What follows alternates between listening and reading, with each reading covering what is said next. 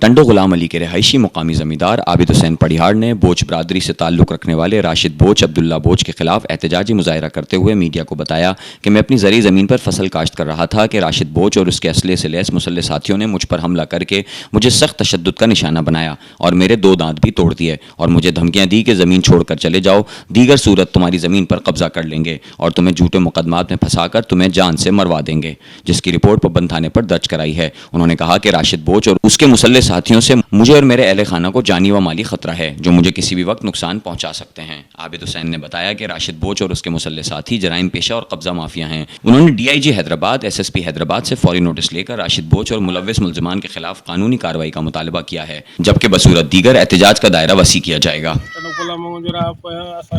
number ہے 225 number survey number ہے ہو قبضہ مافیا جانا ہو جتے کے قبضہ کندا وطن ہے ٹنڈے در قبضہ کیوں خانزادن جے دکان دے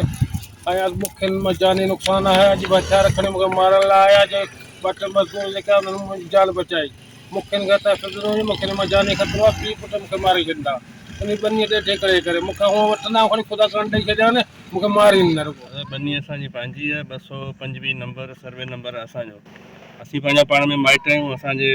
بنی میں اساں بھائی وار واسی سیوار جی بھاورن کے اساں سو ڏنو ہے نہ کو انہن قبضو کيو ہے نہ کو ذاتي انہن کو جهڙو جٽو کيو ہے